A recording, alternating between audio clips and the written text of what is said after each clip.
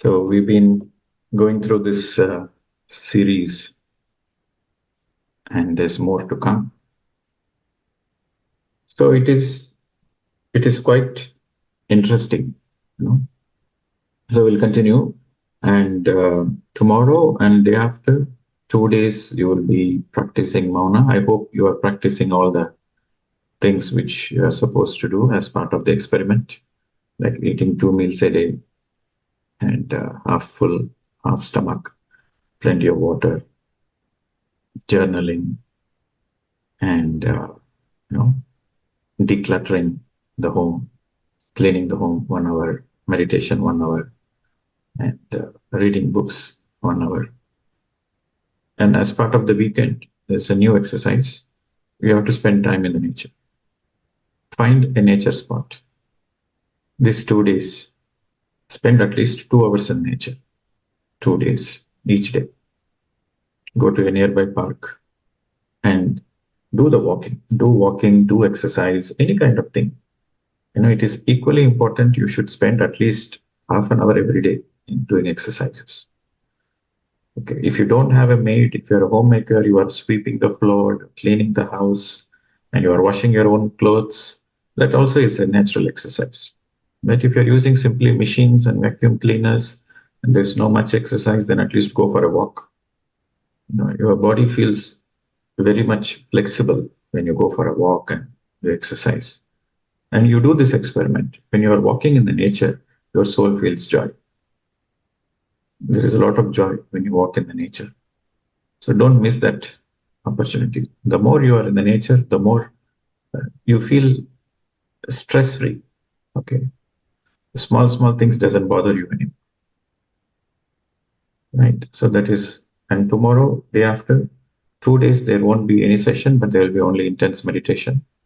And these 2 days, you will be experimenting on Mauna, hybrid Mauna. One day you experiment Mauna, one day you experiment hybrid Mauna. Mauna means totally you're not speaking, your phone is switched off. And you are mindful, you are practicing mindfulness on that day, one day. Another day, you can use your phone, you can do all the activities, but your lips are locked. And you speak only when necessary. Only when necessary you speak, and you are mindful of your words. So that is hybrid Mauna. Hybrid Mauna simply means you speak only when it is necessary. In other words, only when there is emergency you speak, or else you don't speak.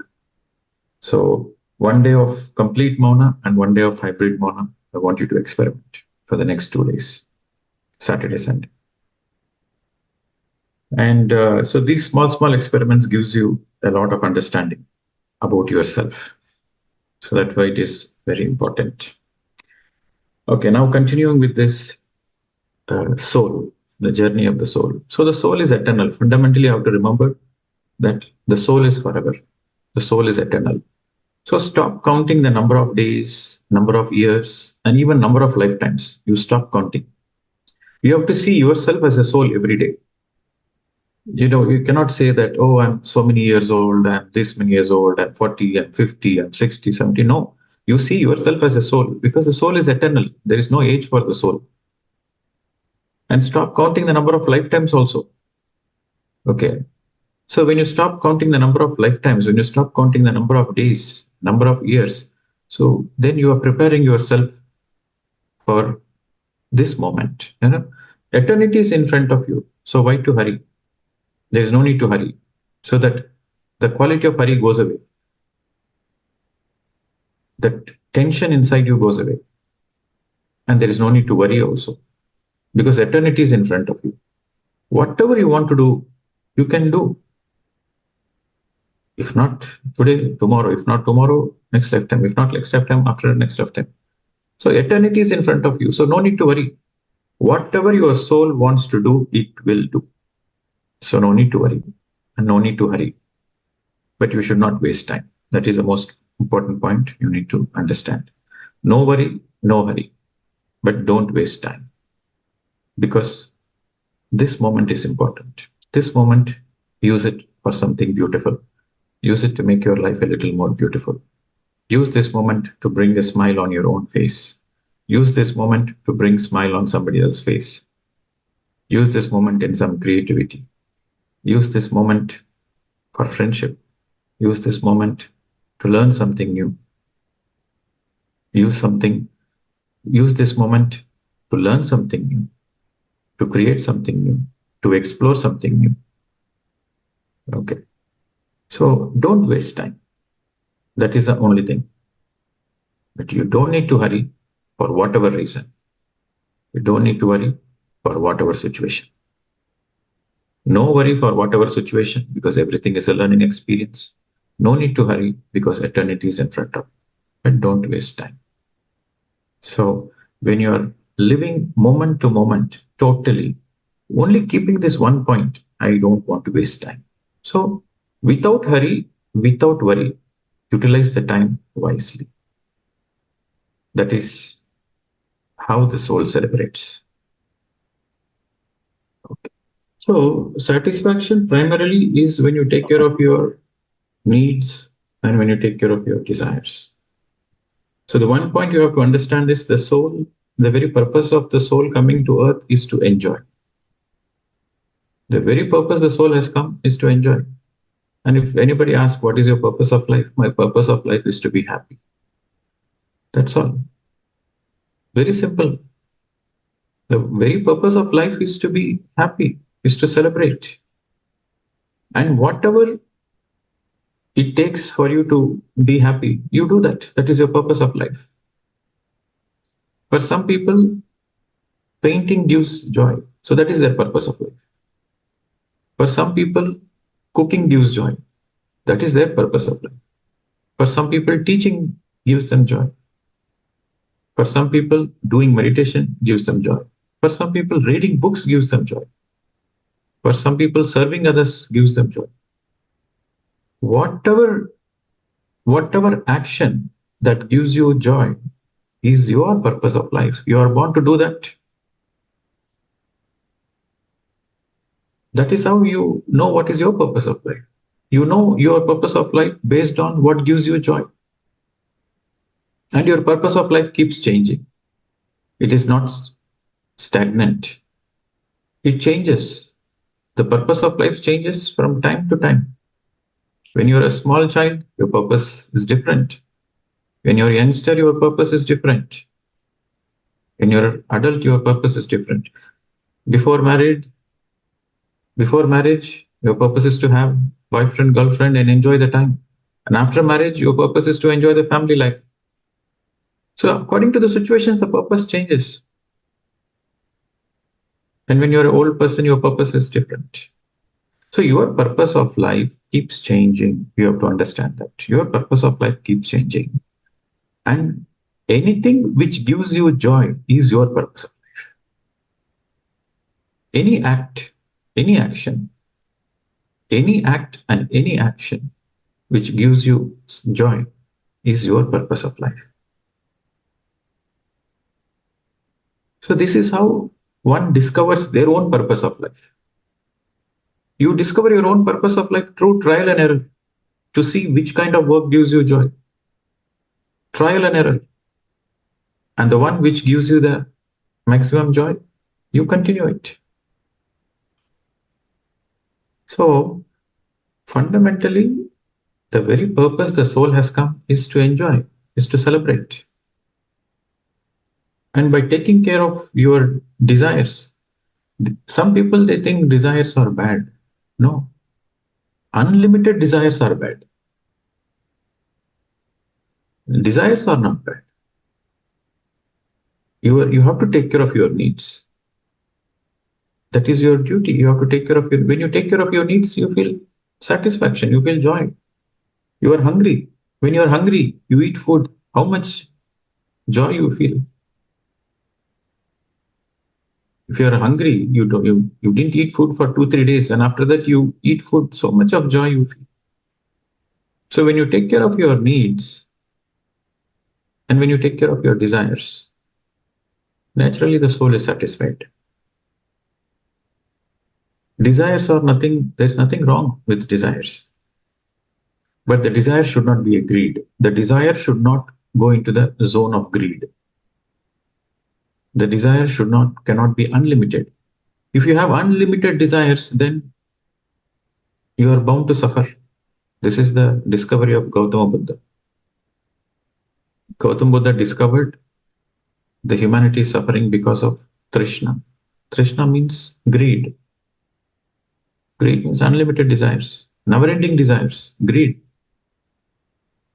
So, desires are important, but it should be within the means. You should work hard for the desires.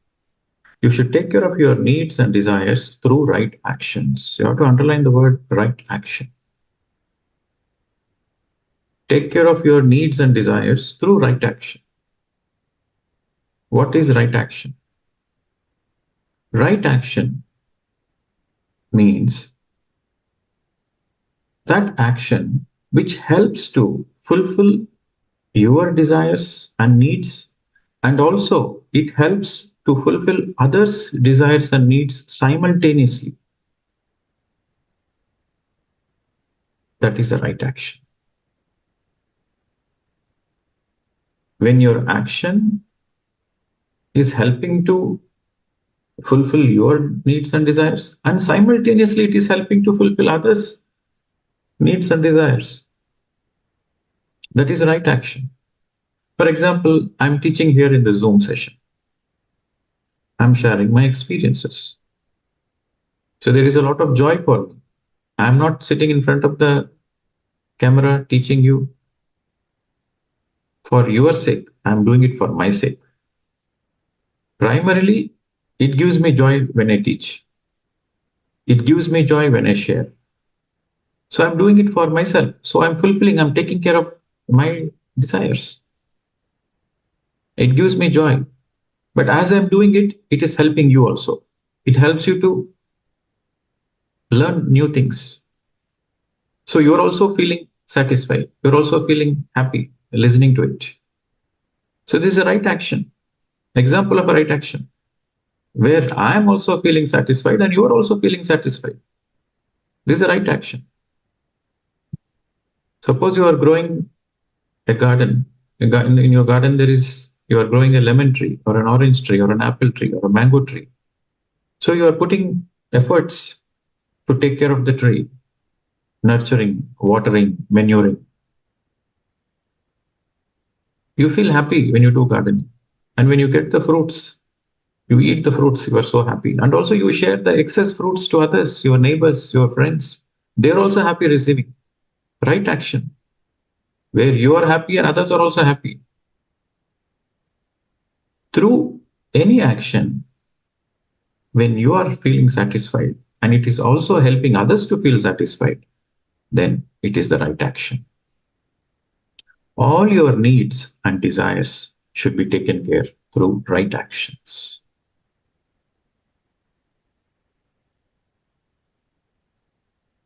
You can keep on quoting as many examples as possible.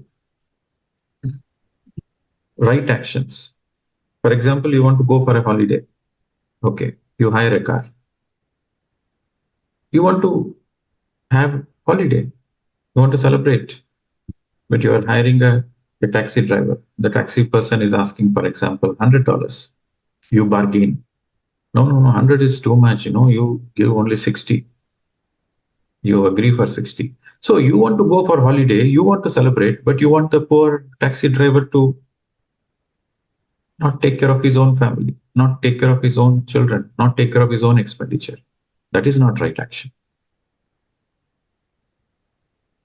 You want to go for a holiday, spend money, enjoy. At the same time, the money you share should also make the other person happy. The taxi driver should say, "Thank you, sir. Thank you, madam." When he receives the money, there should be a smile on his face. That is right action. But when you negotiate and you hurt his profits, then that is not right action. And you're going to a sabji mandi, you're going to a vegetable market. You want to buy fresh vegetables, you want to cook, and you want to be happy. But at the same time, you want to bargain with the vegetable person. For 5 rupees, 10 rupees, you want to bargain and cut their profits. That is not right action. You buy fresh fruits and vegetables for your own happiness, for your own joy, so that you want to be healthy.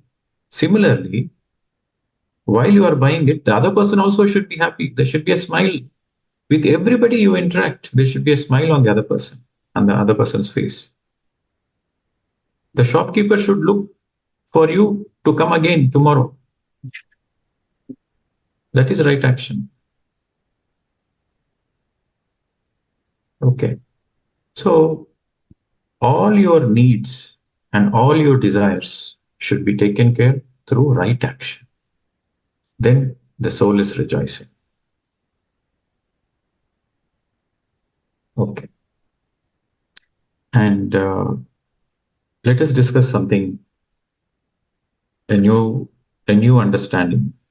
All this while we have understood. So let us slightly understand life in its beauty. We all want life to be beautiful, right? We all want beauty in life. But you have to understand the beauty is the ultimate of life.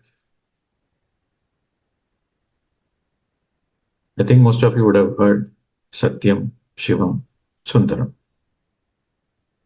Satyam, Shivam, Sundaram. Where there is Satyam, Satyam means truth. Where there is truth, there is Shivam. Shivam means well-being, wellness, Saubhagya. From Satyam comes Shivam. And when Satyam is there, Shivam is there, then there is Sundaram, beauty. Your life is a beautiful life. Beauty cannot happen. Beauty cannot happen when there is no Shivam. When there is no wellness, when there is no well-being, how can you feel beautiful about yourself? When there is no wellness in your life, when there is no well-being, then you cannot feel beauty. So that wellness, everybody is seeking beauty, everybody is seeking wellness, but that wellness and that beauty comes from Satyam. What is Satyam? We are not the body, we are not the mind. We are pure consciousness, we are Atma. We are Atma, that is the truth. We have come here to celebrate life, that is truth. Life is a perfect drama, that is the truth. There is nothing reality here on the planet Earth. We are all temporary travelers. We all come for some adventure. We all come for some experiences. We all come to learn some lessons, and then we go back home. That is the truth. There is no death to the soul. The soul is eternal. That is the truth. Don't take things seriously in life, because life is a drama. When you understand that, then you are in truth. When you understand you are an Atma, and you also understand everybody else is an Atma, then you are in truth. And that truth gives a certain well-being, wellness. You have to take care of your desires. You have to take care of your needs. Small desires matters. Small things matters in life. When you know this truth, then there is well-being in life. When you understand the truth, understanding of the truth gives you wellness of life. There is a wellness, there is Saubhagya. Saubhagya means well-being, well-being in all the aspects, financial well-being, emotional well-being, social well-being, well-being in all dimensions of life. You can ask, sir, how can I get money? Financial well-being. Yes, I meditate, but how can I get money? Then you understand the truth that it is your responsibility to take care of your needs. Don't waste time. Do some work. So when you do any kind of work, then you earn money. Earn money in the rightful way and enjoy your life. Right action also means earning the money in the rightful way. Right livelihood, right means of earning money. The money you earn should be from your hard work, smart work, intelligent work. You cannot earn money cheating others. You cannot earn money through corrupt means. Then that money, if you earn money through corruption, if you earn money through cheating others, that money will never be, it can never fulfill your needs and desires. You can experiment this. You cannot cheat somebody and be happy with that money. You can buy a bed, you can go to a five-star hotel and book a room, but you cannot have a peaceful sleep. So right action also involves right livelihood, how you earn the money. When you understand this truth, then you earn the money in the rightful means, then you enjoy your life. Then there is a certain well-being. So Satyam, Shivam, Sundaram. That is a sequence.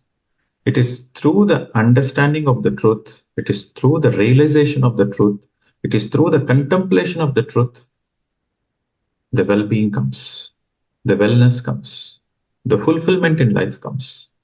When there is a well-being, wellness, and fulfillment, then there is beauty. Your life is a beautiful life.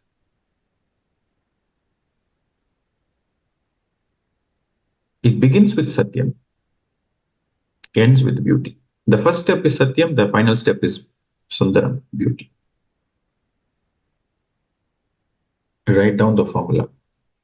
See, we all understand the very nature of the soul is dissatisfaction. We all understand it. Dissatisfaction plus adventure is equal to satisfaction. That is the formula. Whenever you feel dissatisfied, you add a little adventure, then you become satisfied. Adventure. The greatest adventure the soul takes is to incarnate on the planet Earth. To take a human form in itself is the greatest adventure for the soul. Because Earth is a very challenging place to live. It's not an easy place. Many, all kinds of soul types, right from baby soul to infinite soul, all soul types coexist on the planet Earth. But in the higher dimensions, we all live in our respective vibrations. Whatever is your vibration, you will have the souls around you will be of that vibration. Okay, we belong to the higher worlds, we belong to the causal worlds. We come from the causal worlds, we come from the supracausal worlds. We come temporary to the physical earth. We take body and enter the mother's womb. We enter the mother's womb and then we take a physical form and incarnate. So this itself is a grand adventure. There are many, many souls who don't want to come to earth. Only the brave ones, the really courageous and the brave souls, they come to the earth to learn. Because in the higher worlds, the learning is very, very slow, monotonous. But on the earth, the learning is vibrant. So the soul's adventure into the earth, that is called incarnation. Again and again we come, that is called reincarnation. This is the greatest adventure. And after coming here, we forget. We forget why we have come here. We have come here to experience the adventure. We have come here to celebrate it. We have come here to experience every kind of emotion. We have come here to experience every kind of feelings. For the feelings, for the emotions, to explore new things, to experiment new things, to learn new things. So the spirit is adventure. And when you forget it, then naturally you will suffer.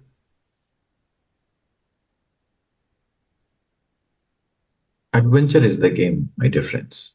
Underline, adventure is the game. If you are not happy in your life, that means you are not adventurous enough. As simple as that. You add a little adventure to your life, then you rejoice. The soul is rejoicing.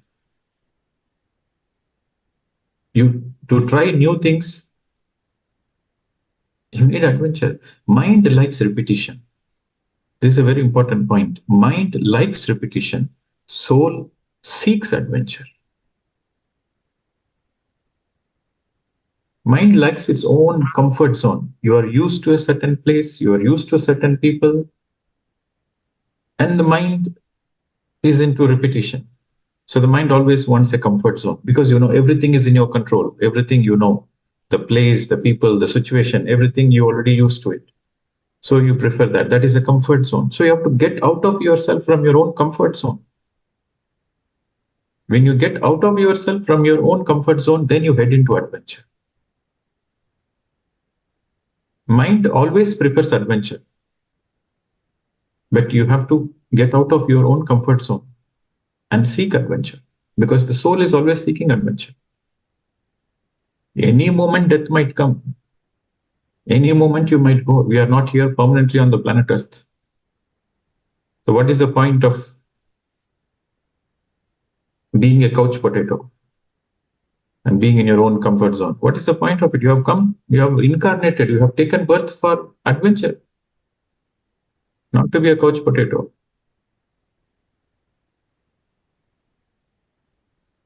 Get out of your comfort zone. Try new things. Try new things. Experiment new things. Challenge your own understanding. Challenge your own limitation. Learn new things. Then you are in adventure. So, whenever you are feeling dissatisfied, that means you need to add adventure into your life. Then naturally, you celebrate. The soul celebrates. When I say you celebrate, that means the soul celebrates. So always remember, from the soul perspective, every lifetime is a perfect drama. Every lifetime is a perfect drama. Every incarnation is a perfect drama. So the soul adventures into lifetimes after lifetimes after lifetimes after lifetimes, dramas after dramas after dramas. You have a fight with your husband or a boyfriend or a wife or a girlfriend. Understand that it is a drama. Then you will enjoy the fight. When you're able to witness the fight, you will enjoy the fight. But if you think that is real, then you will suffer. When you know it is a perfect drama, then you know how to act in that perfect drama. It is a skill, it is an art. To play the drama, to be an artist is a skill. So spiritual science helps you to act your drama perfectly well, your life drama perfectly well. Somebody is born, then you say, hey, new artist has come. A new artist has come. Don't know kya natak karega. Perfectly drama play. And when somebody vacates the body, they say, okay, fine. He's retired now. And he will come again. The life is a drama. One role play finished. One lifetime is one drama. One drama finished. Then you take rest. Then you come again tomorrow for another drama. So when you're able to see all the challenging moments of your life as a drama, then you enjoy your life. So you need a soul's perspective. From the soul perspective, everything is drama, which is the truth.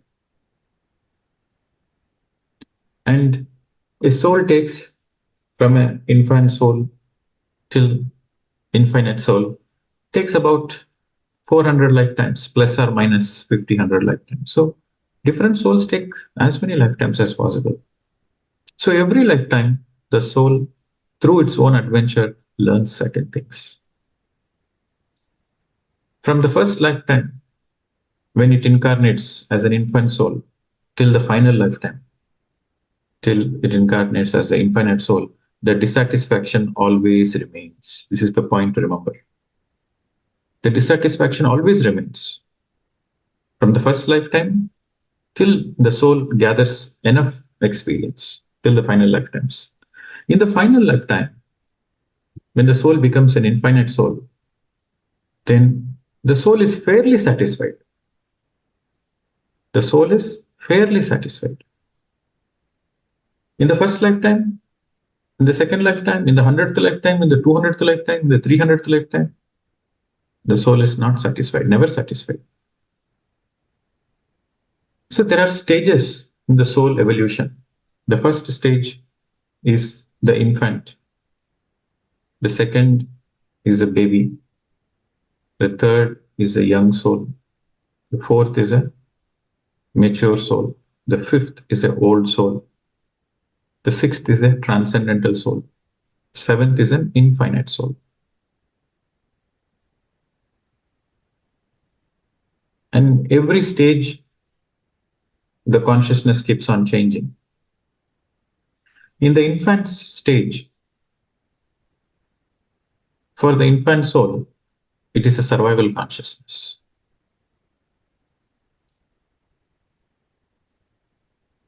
For the baby soul, that means it has taken few incarnations and it has graduated from an infant, it graduated as a baby. So for a baby soul, it is ego consciousness. For the infant soul, it is survival consciousness. For the baby soul, it is ego consciousness.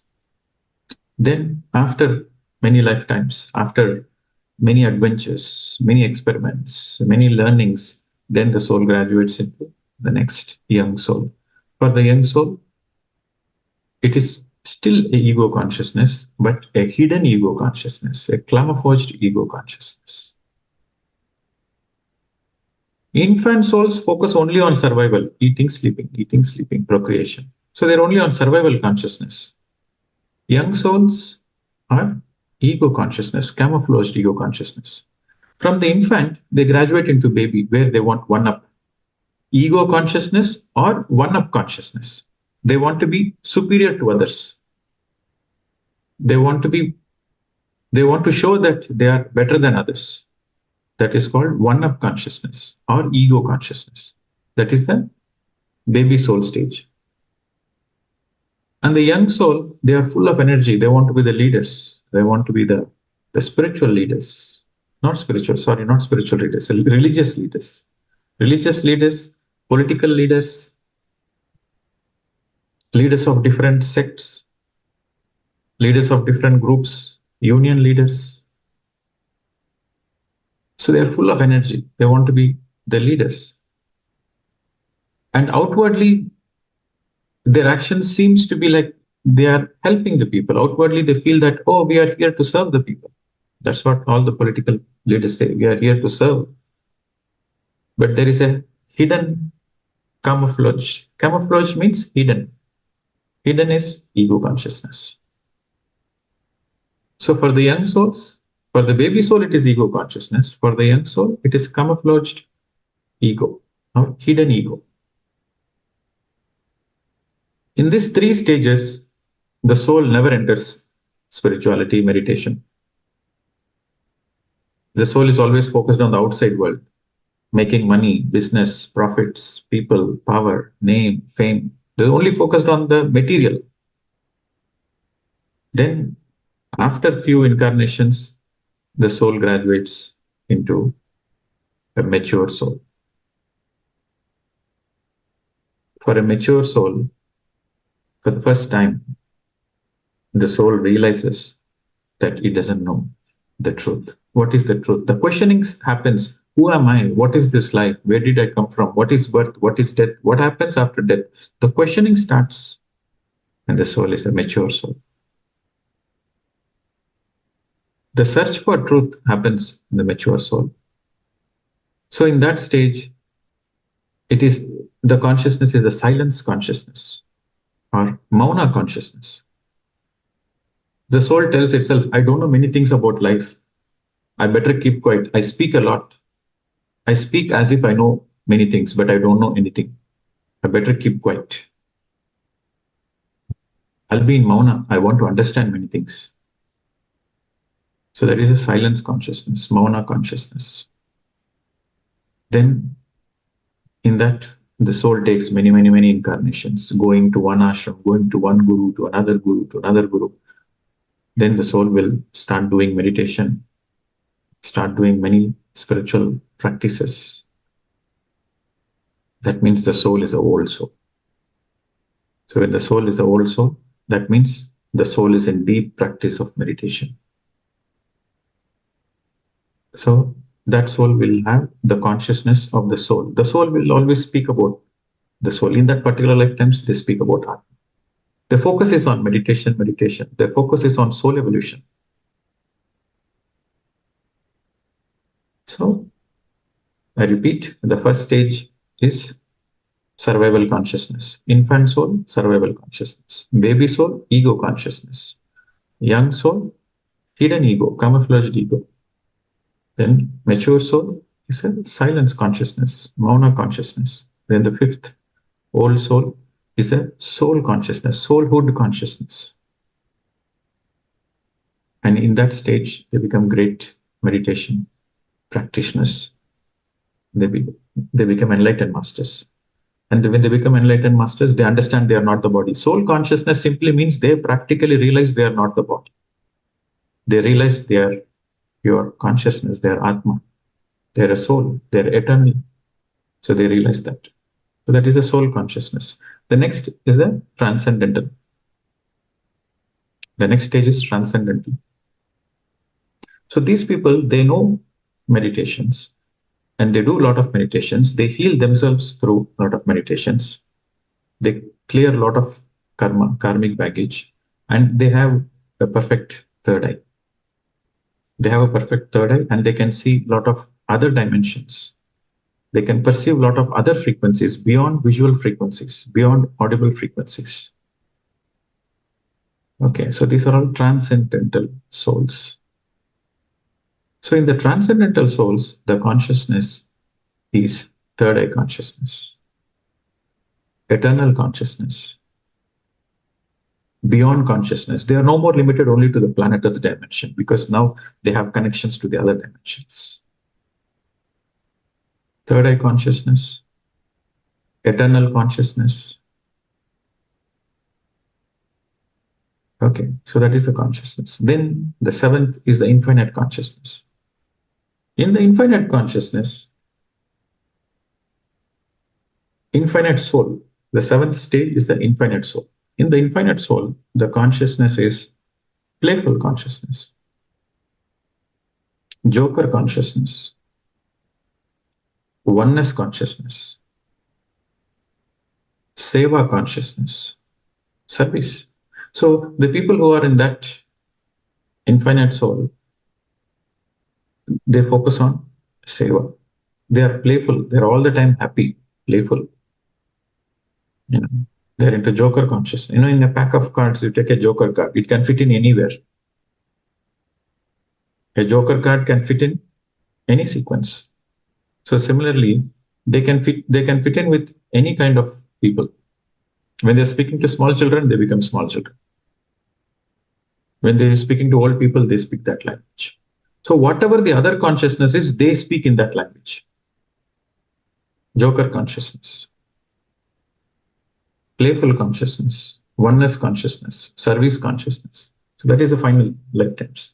So in that final, when you reach that final lifetime, when you reach that stage of infinite soul, then the soul is fairly satisfied with all the experiences on the planet Earth because it has taken by that time from the infinite soul, from the infant soul to the infinite soul, the soul would have probably taken average of 400 lifetimes. Average, some people less, some people more. Average of 400 lifetimes. So by that stage, after taking so many reincarnations, then the soul is fairly satisfied. And in that stage, when the soul is fairly satisfied, the soul, the Atma, becomes Purna. Until you become the infinite soul, the dissatisfaction remains. So, when the soul is fairly satisfied with all the experiences of life, then the Atma graduates into Purna, and the soul graduates from causal worlds to supra-causal worlds. So, this is how the soul journey is. Until you become a highly enlightened soul, until you become a Purna Atma, dissatisfaction remains. That is the quality of the soul. This is the fundamental point you have to understand. And in this evolution, in these stages of evolution, half the soul takes male bodies, and half the incarnations, the soul takes male, and half it takes female bodies. It takes both female and male, according to the experiences the soul is seeking.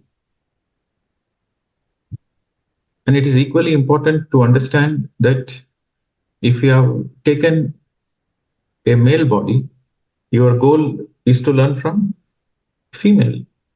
When you have taken a male incarnation, your goal is to learn from a female. In general, females are more sensitive. In general, females are more spiritually inclined. In general, females have a little more wisdom.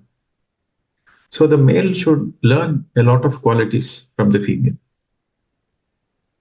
And if you have taken a female body, you should never complain about males. You should teach males, show compassion towards males. If you have taken a female lifetime, teach males. If you have taken a male lifetime, learn from females. So at the end of the day, you will have both the qualities, and then you become androgynous. Androgynous means you are neither male nor female, you are both in one. Androgynous. So in India, we call it as Ardhanarishwara.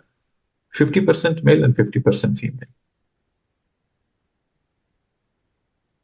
And until you reach that stage, your soul remains dissatisfied. And until you reach that stage, you have to reincarnate again and again. So this is the great adventure, my dear friends. This is the great adventure of the soul. And in every incarnation, the soul is guided by free will. Again, underline this point. Free will is a powerful quality, a tool of the soul. In every incarnation, before you incarnate, there is a detailed planning which happens before birth. And after you finish that lifetime, when you go back, there is a review. There is a review of that particular lifetime. How you have performed. How is your drama? How you performed your drama? There will be a review. Did you play a perfect drama? You will feel great. And then you will choose a new drama. But if you don't perform the drama well, then you regret. And then you will ask in the higher worlds, one more chance. Give me one more chance. I will show my acting skills. You will ask your spirit guides, just one more chance you give me, sir. I will show what great actor I am. I will show my acting skills. This time I missed, but next time I won't miss. Give me one more chance. Like that you will take. So you enact your own dramas, lifetimes after lifetimes. And your free will, everything, all the decisions you make before birth or after you go back in the review system, when you're in the phase of reviewing your previously enacted drama, everything is guided by your free will. Your free will is ultimate. You use your free will to explore new things. You use your free will to learn new things. You use your free will to experiment new things. So it is your free will which determines what to do, when to do, how to do. Everything is your free will. You can take 300 lifetimes and finish off the cycle, or you can take 1,000 lifetimes, or you can take 2,000 lifetimes. Everything is your free will. What kind of adventure you want to go through, again, is your free will. How much to learn, when to learn, which lifetime you want to learn what lessons, that is also your free will. You have chosen a particular lesson to learn and you have incarnated. Again, you can choose to postpone the lesson to the next lifetime. That is also your free will. So everything is guided by your free will. It is your free will which matters. Your soul is guided by your own free will. That is what you have to underline. Your soul is guided by your own free will. And the name of the game is adventure. Okay. So I know you have many questions. So please write down all the questions. And Monday, we'll take up all the questions. And then there's still more to come. Okay. Thank you very much. So tomorrow and day after tomorrow, focus on experimenting mauna, hybrid mauna, spending time in nature, journaling, cleaning up the house, decluttering, and do it as an experiment and write down all the things. And in the Monday session, I want all of you to share what is your experiment and what are the results, how you decluttered and how you feel internally. How was your mauna experiment? How is your detox experiment? How is your experiment spending time in the nature? How is your experiment spending mindfulness? Mindfully doing certain things. How was your experiment? So all those things we'll share on Monday. And tomorrow and day after will be intense meditation. Thank you very much. Thank you. Namaste.